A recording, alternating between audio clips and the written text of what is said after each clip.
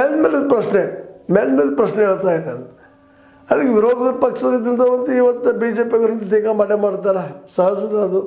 ವಿರೋಧ ಪಕ್ಷದಾಗಿದ್ದಾರೆ, ಆಡಳಿತ ಬಂದರೆ ಇವರು ಇಂಥದ್ದು ಆಡಳಿತ ಕೊಡ್ತಾರೆ, ಇದ್ರಾಗಿನ ಬೇರೆ ಏನಿರಲಿಲ್ಲ.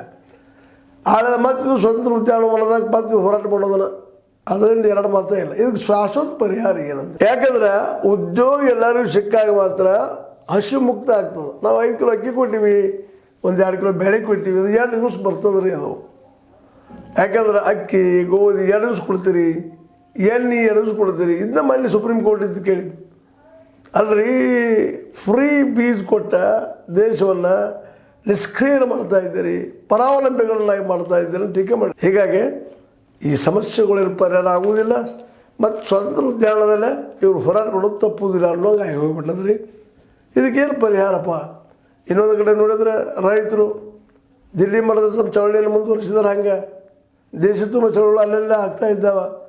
ಬ್ಯಾಂಕ್ಗಳ ನೌಕರರು ಚಳವಳಿ ಮಾಡ್ತಾ ಇದ್ದಾರೆ, ಮಾಡಿ ಬ್ಯಾಸ ಬಿಟ್ಟಿದ್ದಾರೆ. ನೀವು ಚಳವಳಿ ಮಾಡೋದಪ್ಪ ಸಾಧ್ಯ ಇಲ್ಲ, ಅದರಿಂದ ಏನೂ ಆಗೋದಿಲ್ಲ ಅನ್ನುವಂಥ ಮಟ್ಟಿಗೆ ಇವತ್ತು ನಿಂತಿದ್ದಾರೆ. ಅದು ಬೇರೆ ಅದು ಏನಂತ ಅದಕ್ಕಿರುವಂಥ ಹಾದಿ ಒಂದೇ. ಅದು ಏನಪ್ಪ ಅಂತಂದರೆ ಚಳವಳಿಗಿಂತ ಮುಖ್ಯವಾಗಿ ಇಲೆಕ್ಷನ್ ಬಂದಾಗ ಪ್ರಾಮಾಣಿಕರನ್ನ ಆಯ್ಕೆ ಮಾಡಿ ಜನಪರ ಇದ್ದಂಥ ಜನರನ್ನ ಆಯ್ಕೆ ಮಾಡಿ ಕಳಿಸಿದ್ರು ಒಂದೇ ಪರಿಹಾರ ಇದೆ. ಸಮಾಜವನ್ನು ತಿಳ್ಕೊಂಡಂಥವ್ರು, ಇಡೀ ಬಡತನ ಬಗ್ಗೆ ತಿಳ್ಕೊಂಡಂಥವ್ರು ಯಾರಿದ್ದಾರೆ ಯೋಗ್ಯರು ಪ್ರಾಮಾಣಿಕರು ಯಾರಿದ್ದಾರೆ ಜನ ಹುಡುಕ್ಬೇಕಿನ್ನ. ಇದು ಬಿಟ್ಟು ಬೇರೆ ಯಾವುದೂ ಹಾದಿಲ್ಲ. ಯಾವ ಇನ್ವೆಸ್ಟರ್ಸ್ ಬಂದರೂ ಸಹಿತ ಈ ದೇಶದ ಬಡತನ ಹೋಗ್ಲಿಕ್ಕೆ ಸಾಧ್ಯ ಇಲ್ಲ. ಯಾಕಂದ್ರೆ ಎಲ್ಲರಿಗೂ ಉದ್ಯೋಗ ಸೃಷ್ಟಿ ಮಾಡಿ ಸಿಗ್ತಾ ಅದಕ್ಕೆ ಇಲ್ಲವೇ ಇಲ್ಲ. ಈಗ ನೋಡ್ರಿ 6 ಲಕ್ಷ ಇನ್ವೆಸ್ಟ್ ಕರ್ನಾಟಕದಾಗ ಆಗ್ತದಂತ ಉದ್ಯೋಗ ಕೊಡ್ತಾರಪ್ಪ ಇವರು ಅಂತ ಹೇಳಿದರು. ಈ ರಾಜ್ಯದ ಜನಸಂಖ್ಯೆ ಎಷ್ಟೈತಿ? 6.7 ಕೋಟಿ. ಅದು ಇದಿಲ್ಲ, ನಮ್ಮ ದಾಖಲೆಗಳಿಲ್ಲ.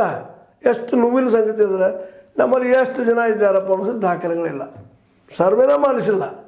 ಎಷ್ಟು ಜನ ಅಂತ ಹೇಳೋದು ಅಂದಾಜಪ್ಪ 6.5 ಕೋಟಿ 7 ಕೋಟಿ 7 ಕೋಟಿ ಜನಸಂಖ್ಯೆ ಒಳಗೆ ಒಂದು 6 ಲಕ್ಷ ಮಂದಿ ಉದ್ಯೋಗ ಕೊಟ್ಟರೆ ಎಷ್ಟು ಮಂದಿ ಮುಟ್ಟಿದಂಗಾಯ್ತು? ಇನ್ನುಳಿದವ್ರು ಎಲ್ಲಿ ಹೋಗ್ಬೇಕು? 1 ಕೋಟಿಯಲ್ಲಿ 100 ಲಕ್ಷ ಜನ ಇರ್ತಾರೆ. ಅದರ ಬರೀ 6 ಲಕ್ಷ ಜನಕ್ಕೆ ಉದ್ಯೋಗ ಕೊಟ್ಟರೆ ಅವ್ರು ಹೆಂಗೆ ನೆಮ್ಮದಿ ಇರಲಿಕ್ಕೆ ಸಾಧ್ಯ ಇಲ್ಲ. ಇವು ಸಹಿತ ಉದ್ಯೋಗಕ್ಕೆ ಸರಿಯಾಗಿ ಪೇಮೆಂಟ್ ಇಲ್ಲ. ಅಕ್ಷರದಾಸೋದಿರ್ಬೋದು, ಅಂಗನವಾಡಿ ಕಾರ್ಯಕರ್ತರಿರ್ಬೋದು, ಆಶಾ ಕಾರ್ಯಕರ್ತರಿರ್ಬೋದು, ಇವೆಲ್ಲರೂ ಒಂದು ಆರೋಗ್ಯಕ್ಕೆ